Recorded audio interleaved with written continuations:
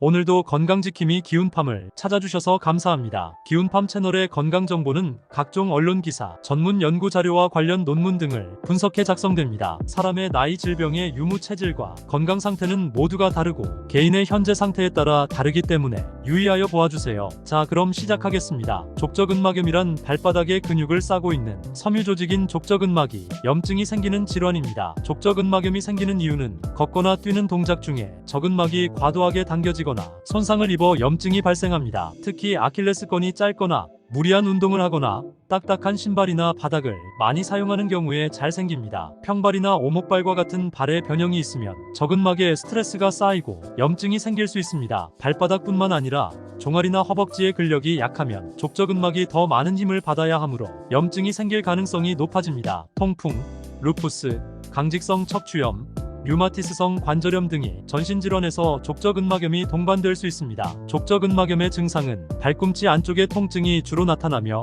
특히 아침이나 오래 앉아있다가 일어날 때 심해집니다. 족저근막염을 예방하고 치료하기 위해서는 스트레칭, 근력 강화 운동, 활동 조절, 적절한 신발 착용 등이 필요합니다. 만약 증상이 지속되거나 심해지면 의사와 상담하시기 바랍니다. 겨울철 족저근막염으로 많은 분들이 고생을 하고 계신데 오늘 내용이 많은 분들에게 도움이 되었으면 좋겠습니다. 족저근막염 원인은 발의 무리한 사용으로 발아치 부분에 있는 족저근막에 부하가 가해지고 염증이 발생합니다. 당뇨, 관절염, 허리디스크, 선천적 발 뒤꿈치 뼈의 기이상정 문제로 동반되는 경우가 있으나 빈도가 낮고 대부분의 환자는 발의 무리한 사용으로 발생하게 됩니다. 딱딱한 신발 착용, 엉덩이 근육 약화, 무리한 운동, 과체중, 장시간 서있기, 마라톤처럼 족저근막염에 비정상적인 부하가 가해지는 조건에서 염증이 발생하는 경우가 흔합니다. 족저근막염 증상을 보면 전형적인 증상은 아침에 일어나 첫 발을 내디딜 때 발 아치 쪽에서 느껴지는 찌르는 듯한 통증이 대부분이고 누워있을 때보다는 걷거나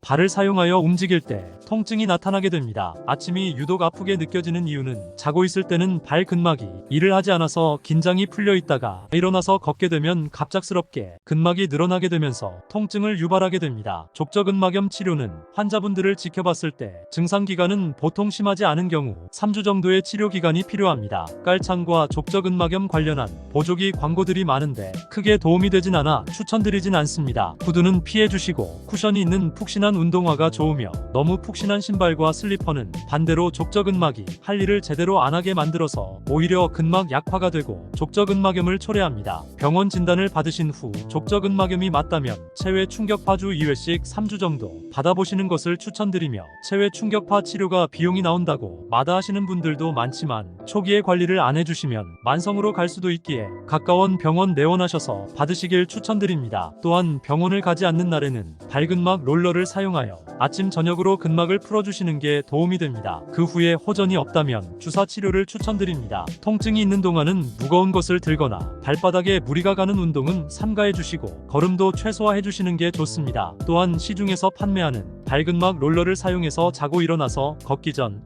오래 앉았다가 일어난 후 잠에 들기 전에 발근막을 살살 마사지해서 풀어주시면 많은 도움이 됩니다. 또한 족저근막염은 완치의 개념이 아닌 보존의 개념이므로 아침 저녁으로 꾸준한 근막 관리를 통해 근막을 이완시켜주면서 관리해 나가야 합니다. 긴 내용 보아주셔서 감사합니다. 이상으로 오늘의 이야기를 마치겠습니다. 기운팜 채널은 여러분의 건강하고 행복한 삶을 응원합니다. 감사합니다.